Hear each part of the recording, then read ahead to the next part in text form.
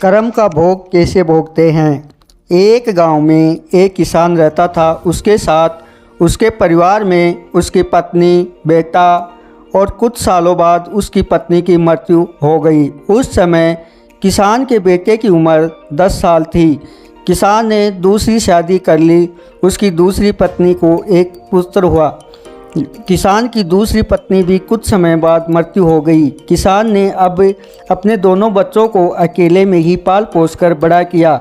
बड़ा बेटा जो पहली पत्नी से प्राप्त हुआ था, जब शादी योग्य हुआ तब किसान ने बड़े बेटे की शादी कर ली। फिर किसान की भी कुछ समय बाद मृत्यु हो गई।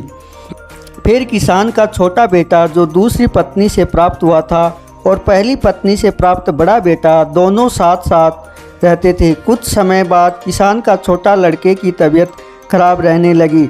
बड़े बेटे ने कुछ आसपास के वैद्यों से इलाज करवाया पर कोई राहत नहीं मिली। छोटे भाई की दिन रात तबीयत बिगड़ती जा रही थी और खर्चा भी बहुत हो रहा था। एक दिन बड़े भाई ने अपनी पत्नी से सलाह की, यदि छोटा भाई मर जाए तो हमें इसके इलाज के लिए पैसा खर्च नहीं करना पड़ेगा और जायदाद में भी आधा हिस्सा नहीं देना पड़ेगा। तब उसकी पत्नी ने कहा, क्यों न किसी वैद्य से बात करके इसे जहर दे दिया जाए। किसी को पता भी नहीं चलेगा और रिश्तेदार शक भी नहीं करेंगे। सब यही कहेंगे कि बीमार था, बीमारी से मृत्यु हो गई। बड़े भाई ने ऐसा ही किया। वैद्य से बात की कि आप अपनी फीस बताओ। ऐसा करना कि मेरे छोटे भाई को दवा के बहाने जहर देना। वैद्य ने बात मान ली और लड़के को जहर दे दिया और लड़के की मृत्यु हो गई। उसके बाद लड़के के भाई भाभी ने खुशी मनाई। रास्ते का कांटा निकल गया। अब सारी संपत्ति अपनी हो गई है। उसका अंतिम संस्कार भी कर दिया। कुछ समय बाद उस किसान के बड़े बेटे की पत्नी को लड़का हुआ। पति पत्नी खूब खुशी मनाई।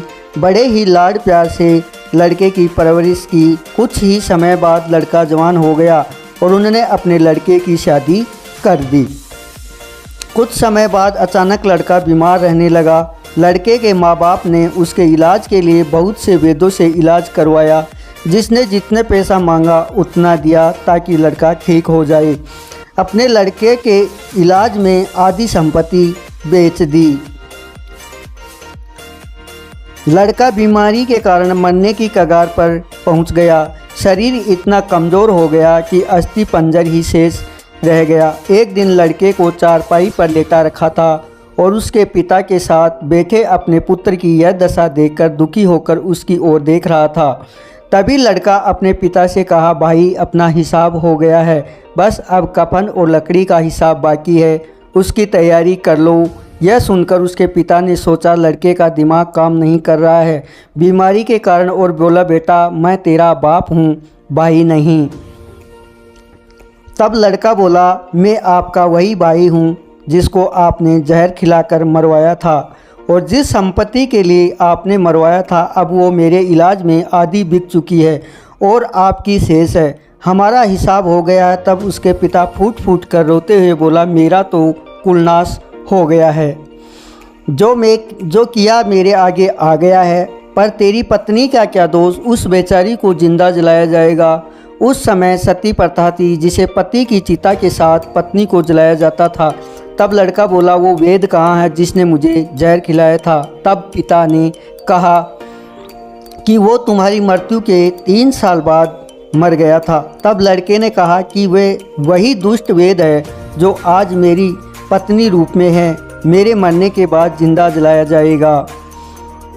सीख, हमारे जीवन में उतार चढ़ाव से भरा हुआ है, इसके पीछे अपने ही कर्म होते हैं। हम जैसा बोएंगे वैसा ही काटना पड़ेगा। कर्म करो, फल मिलता है, आज नहीं तो कल मिलता है। जितना गहरा अधिक कुआं है उतना ही मीठा जल मिलता है।